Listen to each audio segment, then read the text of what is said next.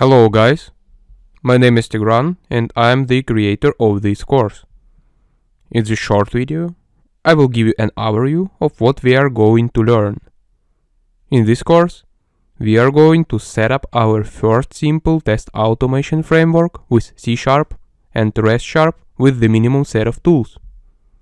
We will use C# as a programming language, NUnit as a test runner, and RestSharp as a tool to interact with API via code. We are going to learn this topic from scratch to advanced level. At the beginning of the course, you will understand what API and web services are. Then we will learn different API types and discuss REST API architecture in more details.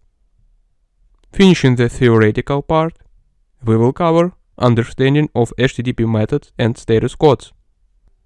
After that, in the practical part, we will install Postman on our computer and proceed with our Trello account setup for educational purposes. Having done that, we will have our environment up and running for further work. The following part will be to set up a simple C# application with the help of RestSharp. It will just pin Trello's base URL via code and print the request and response in the console. Our next step will be learning how to test each of the most frequently used HTTP methods. We will check everything from HTTP status codes to response as the JSON schema validation in the response body. After that, we will be ready to discover how to perform validation testing of RESTful endpoints. The next step will include real-life examples using main HTTP endpoints. We will create our test automation framework with RestSharp step by step. Each lecture with HTTP methods testing in Postman will be following with a practical coding example. Each practical coding example means that all the interactions with Postman will be duplicated as C# code in RestSharp. Gradually, we will have a big test automation framework set up and ready for Trello's API health checks. This course will have two bonus parts. The first one will be to create an automated test inside Postman, given all the required information you may need for that.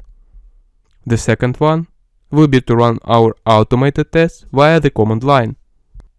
With the achieved architecture, you can set up your own test framework and run your regression tests on the daily basis. And what is extremely important regarding this course is that you will get tons of code examples. So you could use them in your projects or during the learning. All the examples are made on the basis of real-life cases of web application API testing. There are no abstract examples from books that just don't have to understand the topic. This course is based on real-life cases that will help you to learn the right things in the right way. Enough talks. Let's start our course. See you in the next lesson.